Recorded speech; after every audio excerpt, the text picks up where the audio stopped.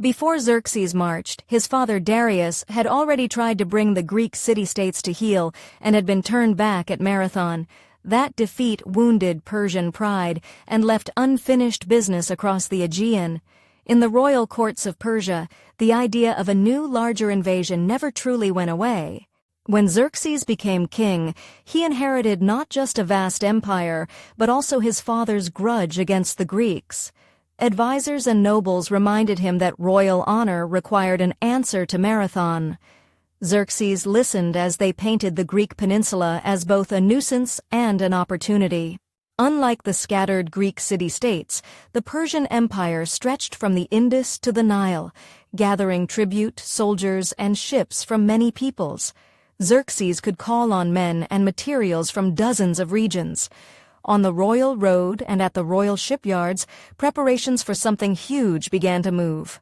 To bring his army into Greece, Xerxes ordered pontoon bridges built across the narrow strait of the Hellespont. When storms tore the first attempts apart, he famously punished the waters and tried again. The second set of bridges held, and the great army began to cross out of Asia toward Europe. Ancient sources describe Xerxes' army in almost unbelievable numbers, with contingents from many subject peoples marching together. Whether the figures were exaggerated or not, there is no doubt that his force was enormous by Greek standards. To small city-states, the approaching host looked like a moving world. In Greece, word of the coming invasion spread through markets and assemblies. Each city-state feared for its own land, but they also knew that one by one they could not survive. The old rivalries between Athens, Sparta, and others suddenly felt dangerously small in the shadow of Persia. Sparta, famous for its warriors, was asked to take a leading role in the defense of Greece. Yet Spartan politics and religious festivals complicated any quick decision to march north. Within these constraints, one king, Leonidas, would find a way to act. Leonidas understood that Greece needed time to muster ships and troops. A small, determined force might delay the Persians at a choke point long enough for the rest to prepare. He volunteered to lead such a force to a place known as the Hot Gates Thermopylae. Spartan custom limited how many troops could be taken while an important religious festival was underway, so Leonidas selected a small band of 300 Spartiates. They would be supported by several thousand allies from other cities. Together, they were not an army to smash Persia, but a shield to slow it. Leonidas and his small army marched north through valleys and towns, picking up allies and leaving reassurance behind. Each step carried them farther from home and closer to the narrow pass that would define them. The men walked knowing that their mission was dangerous and might be final. When the Greeks finally reached Thermopylae, they saw exactly why it had been chosen. Sheer cliffs loomed over a strip of land barely wide enough for a few chariots, with warm springs steaming nearby. Here, numbers would count for less and discipline for more. An old, crumbling wall partly blocked the pass, the ghost of earlier conflicts in the same spot. The Greeks quickly set to work repairing and strengthening it. They intended to make the land itself an ally, forcing Persia to pay dearly for every step forward. Not all Greek allies were equally confident about holding the pass. Some worried about Persian numbers, others about their own cities left behind. Around campfires and under makeshift shelters, they argued in low voices about retreat and sacrifice, even as they sharpened spears and polished shields.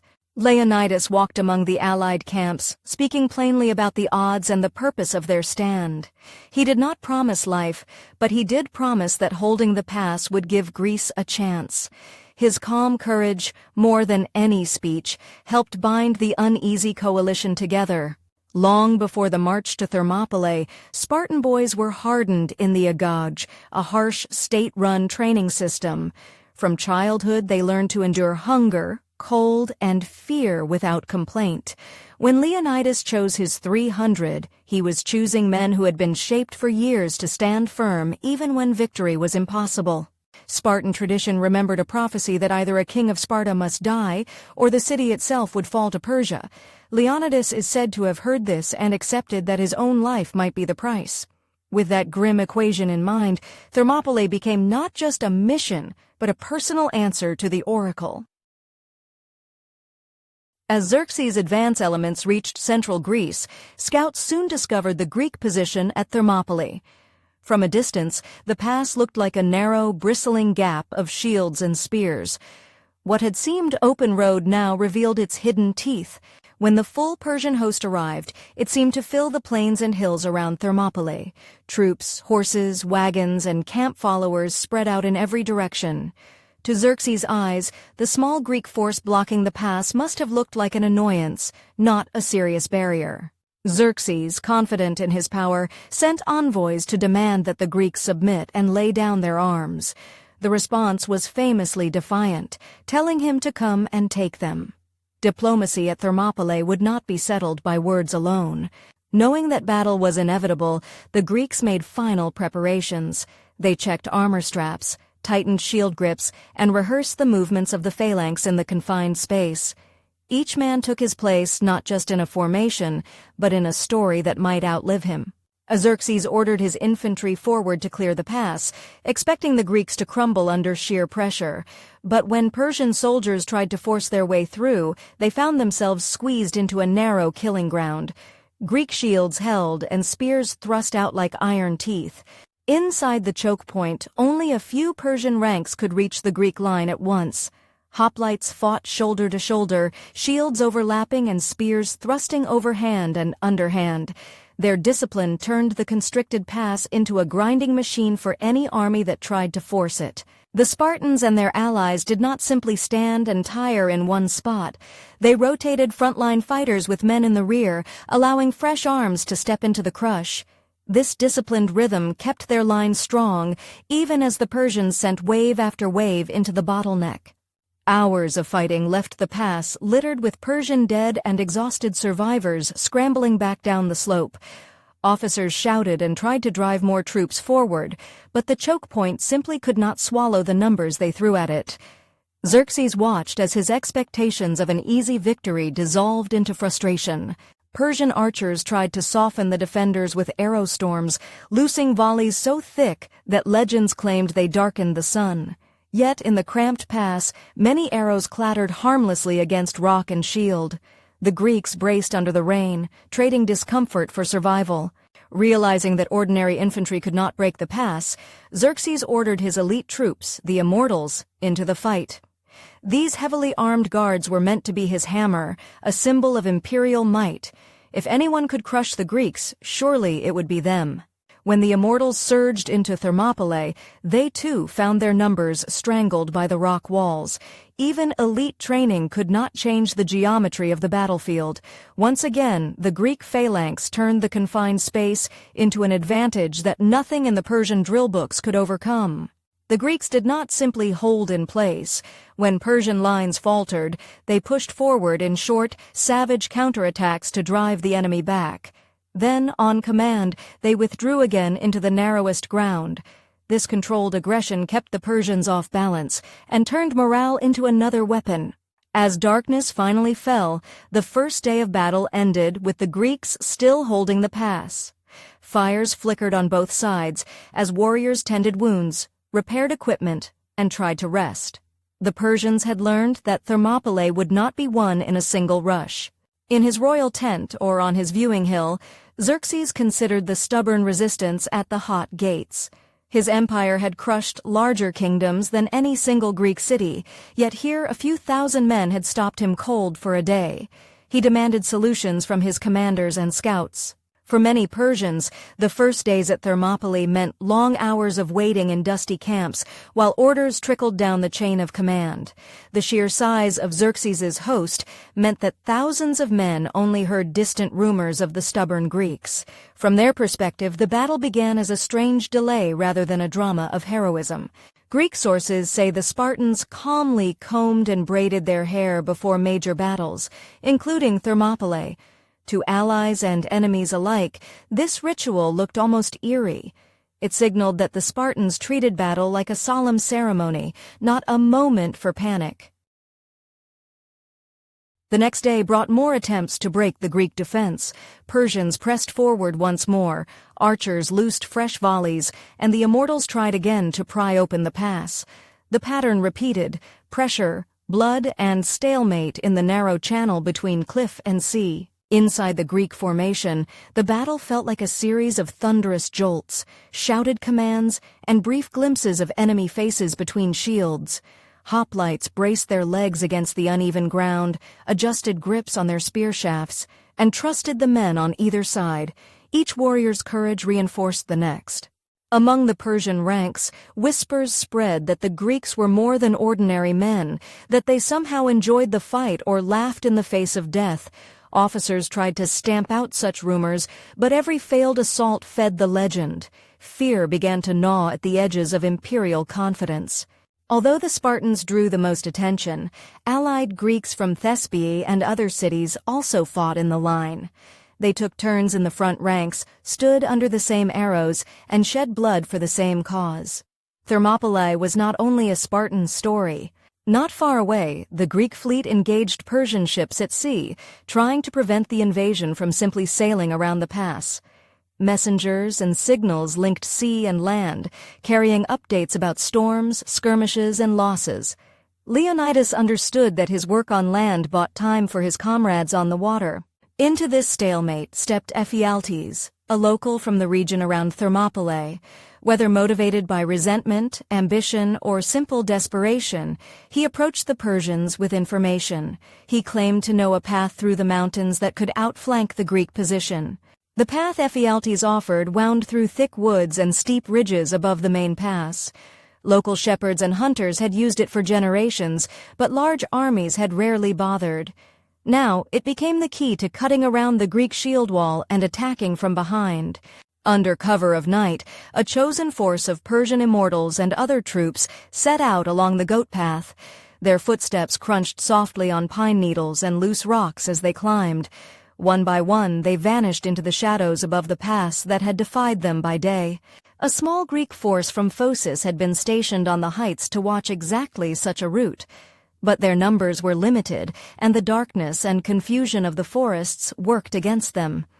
When they realized Persians were coming, their warning would come late. When the Persians finally appeared on the ridge, the Phocian guards were overwhelmed by the sight of so many elite troops emerging from the darkness. Some fell back in confusion, worried that they were about to be cut off. The immortals, eager to reach the rear of the main pass, pushed quickly past. As dawn approached, the immortals descended along the backside of the ridge, drawing closer to the open valley behind Thermopylae. The Greek position at the hot gates, so secure from frontal assault, now faced a silent danger creeping toward its unshielded rear. Time, once an ally, turned into a countdown to... Eventually, breathless messengers and frightened survivors from the heights reached Leonidas with dire news. Persians had found a way over the mountains and were moving to surround the pass. The clever use of terrain that had kept them safe now threatened to become a trap. Faced with encirclement, Greek leaders argued over what to do. Some urged immediate withdrawal to save as many men as possible for future battles. Leonidas believed that a rearguard sacrifice could buy more time for Greece and prevent a chaotic rout. In the end, Leonidas chose to remain at Thermopylae with his Spartans and some willing allies. He sent others away to carry the warning south and to fight another day. His decision turned Thermopylae from a daring defense into a deliberate last stand. As assaults on the pass stalled, Persian commanders grew more eager for any hint of a way around the Greeks. Rumors circulated among locals and scouts that a goat path wound above the hot gates. Eventually, those whispers brought Ephialtes into the Persian orbit at exactly the moment when desperation met opportunity. Ephialtes likely imagined that by helping Xerxes he would win riches, rank, or safety under Persian rule. In his mind, the Greeks at the pass were obstacles to his own rise as much as they were defenders of a homeland. His choice reminds us that betrayal often grows from a tangle of fear, resentment, and hope. On the morning of the final day, those who stayed knew what it meant. They checked weapons with extra care, shared quick words with comrades, and perhaps thought of homes they would never see again. Yet in their movements there was little panic, only a steady readiness. Xerxes now knew that his forces had reached the rear of the Greek position. From his vantage point, the pass that had seemed locked now appeared vulnerable from two sides. He prepared to crush the defenders between hammer and anvil, making an example for the rest of Greece. Rather than wait in the tightest part of the pass, the Greeks moved forward into a slightly wider area where they could maneuver more freely. If they were to die, they meant to do so in a place where their spears could reach as many enemies as possible. Their line bristled as they stepped out to meet the flood. The final fighting at Thermopylae saw Greeks attacked from the front by Persian infantry and immortals, and from the rear by troops coming down from the ridge. Surrounded and outnumbered, they compressed their ranks and fought like a living fortress. Every step the Persians gained was paid for many times over. As the fighting grew more chaotic, many spears snapped or were lost, forcing warriors to draw their shorter swords and fight at arm's length. The neat lines of the phalanx dissolved into clusters of swirling duels and chaotic scrums. Still, the Greeks fought on, making the Persians pay for every inch. At some point, in the fury of the last stand, Leonidas was struck down. Ancient accounts differ on the exact circumstances, but all agree that his death inflamed both Greek determination and Persian desire to seize his body. The battle over Thermopylae became, for a moment, a battle over a single fallen king. Spartan warriors fought desperately to recover and protect Leonidas's body from capture, even as the circle around them tightened. To them, leaving their king to enemy hands would have been a second defeat. Their final efforts were as much about honor as about survival. Eventually, the remaining Spartans and their closest allies were completely surrounded. There was no path to escape, no more clever use of terrain, only the choice of how to meet the end. They continued to fight, not because they could win, but because it mattered how they lost. When the last defenders at Thermopylae finally fell, the pass fell silent except for the wind and the hoofbeats of Persian cavalry. Xerxes had his victory and could march deeper into Greece, yet the time and blood it had cost him changed the shape of the campaign that followed. Xerxes could now look upon the pass that had resisted him for days, its defenders gone. He had broken the wall of men, but not without cost to his prestige and timetable. The story of Thermopylae would follow his army into the rest of Greece like a whisper he could not fully silence. By the final day, the defenders at Thermopylae were not just outnumbered, but exhausted. Armor chafed raw skin, throats burned from shouting and dust, and muscles shook with strain. Yet in that physical collapse, their decision to keep fighting became even more deliberate and impressive. Even as the Persians closed in from all sides, their commanders could see how costly the victory had become.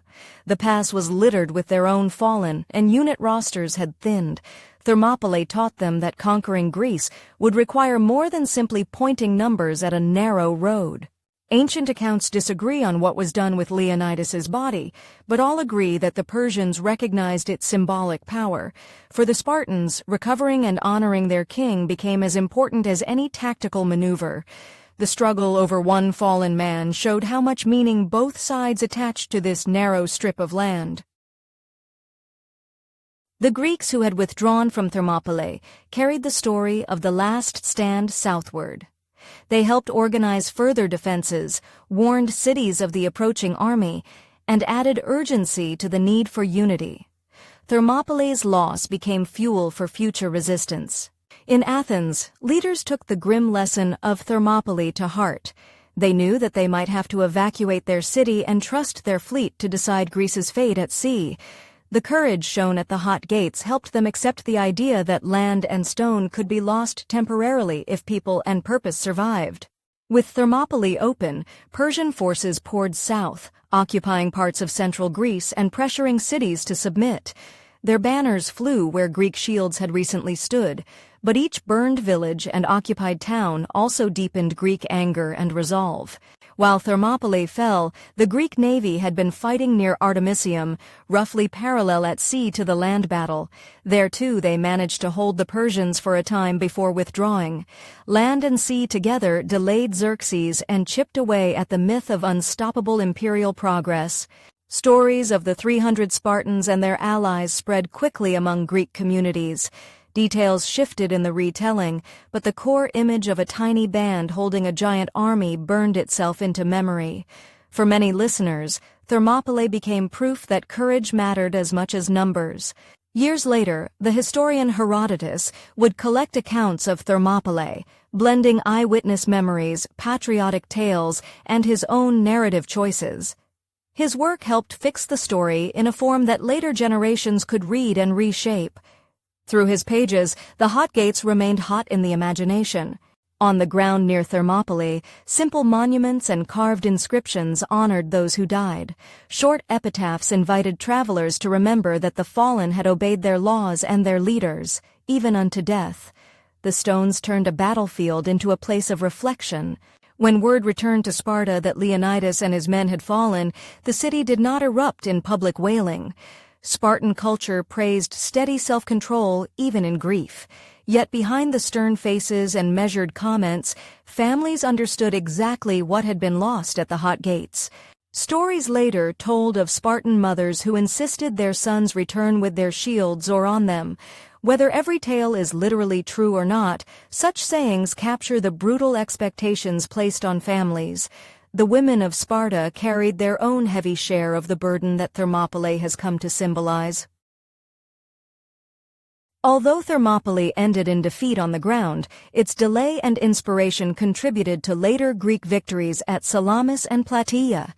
The sacrifice bought time for strategies that eventually drove the Persians back. In that sense, the 300 helped turn a conquest into a stalemate, and a stalemate into a defense of freedom. For later Greeks, Thermopylae became a touchstone of identity, a story of standing firm against overwhelming odds. It represented the idea that small communities could resist huge powers if they held together. The pass between cliff and sea turned into a symbol of the narrow space where choice and fate meet. Over centuries, people far beyond Greece have invoked Thermopylae when talking about last stands and desperate defenses. Writers, painters, and leaders have borrowed its language and imagery to describe very different struggles.